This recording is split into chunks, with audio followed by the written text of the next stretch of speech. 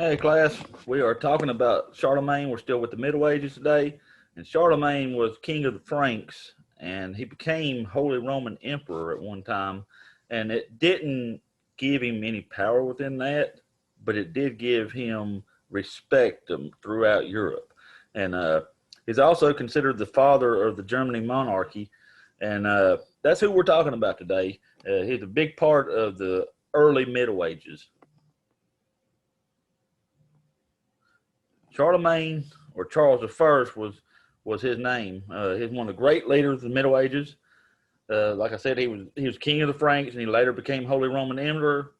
And Charlemagne means Charles the Great. Charlemagne biography. Charlemagne, or Charles I, was one of the great leaders of the Middle Ages. He was the king of the Franks and later became the Holy Roman Emperor. He lived from April 2nd, 742 until January 28th, 814. Charlemagne means Charles the Great. All right. So he was the son of Pepin the Short. And this pictured right here is Pepin the Short. And Pepin had begun the rule of the Carolingian Empire and the golden age of the Franks. But when he died, he had two sons. He had Charlemagne and he had Carloman. And this Charlemagne and Carloman together. And those two would eventually, they would have butted heads. They would probably went to war with each other. But Carloman died and it left Charlemagne to be the king. Charlemagne becomes king of the Franks. Charlemagne was son of Pepin the Short, king of the Franks. Pepin had begun the rule of the Carolingian Empire and golden age of the Franks. When Pepin died, he left the empire to his two sons, Charlemagne and Carloman. There would likely have been war between the two brothers eventually, but Carloman died, leaving Charlemagne to be king. All right, so the Franks, this is the population they were Germanic tribes, and they mostly lived in what the area of today was France. The Clovis was the first king of the Franks to unite the Frankish tribes under one ruler, but Charlemagne became the king of the Franks. Who were the Franks? The Franks were Germanic tribes, mostly living in the area that is today France. Clovis was the first king of the Franks to unite the Frankish tribes under one ruler in 509. All right, so Charlemagne, when he became king, he expanded. If you look right here, you can see all the expansion. He conquered much of the Saxon territories, spanning in today what's today Germany, and as a result, he's considered the father of the Germany monarchy. So that's one of the important things he's done, or big things he's done. And at the request of the Pope, he also conquered the Lombards in northern Italy, and took control of Rome. So he did a number of things, and he was a really great leader, y'all. I mean, and during the early times of the Middle Ages, like I said, there wasn't a whole lot going on until pretty much whenever he became the king of the Franks, and that's when everything started. He started putting things back in place. Charlemagne expands the kingdom. Charlemagne expanded the Frankish Empire. He conquered much of the Saxon territories, expanding into what is today Germany. As a result, he's considered the father of the Germany monarchy. At the request of the Pope, he also conquered the Lombards to northern Italy and took control of the land, including the city of Rome. So when Charlemagne was in Rome, Pope Leo III, and this was a big surprise, he crowned Charlemagne the emperor of the Romans, or he crowned him emperor of the Romans over the Holy Roman Empire, and then he gave him the title Carolus Augustus, and it didn't give him any more power, but it gave him a lot of respect throughout Europe whenever Pope Leo III did that, and it was a big surprise to everyone. Holy Roman Emperor. When Charlemagne was in Rome in 800 CE, Pope Leo III surprisingly crowned him Emperor of the Romans over the Holy Roman Empire. He gave him the title Carolus Augustus. Although this title had no official power, it gave Charlemagne much respect throughout Europe. All right. So like I said, he was a strong leader and he's a good administrator.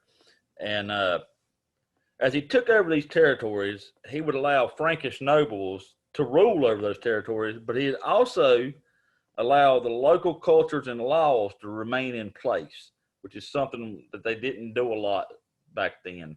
All right, they did it some in Mesopotamia, because we've talked about Mesopotamia. They did it some when they would take over the Babylonians would take over. They did that, but he had the laws written down and recorded, and he also made sure the laws were enforced. So he allowed them to keep their culture, and he allowed them to keep their laws once he took over.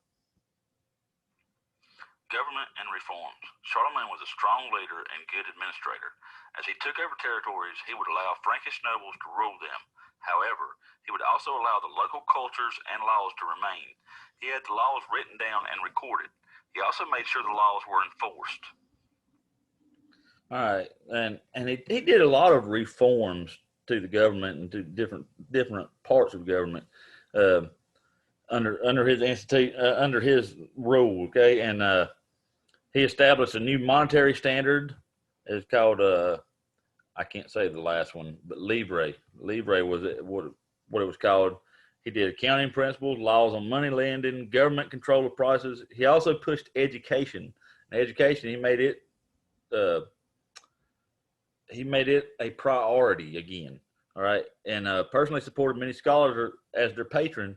So he did lots of different things. He put schools in monasteries, and he made all of this a priority of his.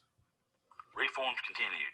A number of reforms occurred under the rule of Charlemagne. He instituted many economic reforms, including establishing a new monetary standard called livre, accounting principles, laws on money lending, and government control of prices. He also pushed education and personally supported many scholars as their patron.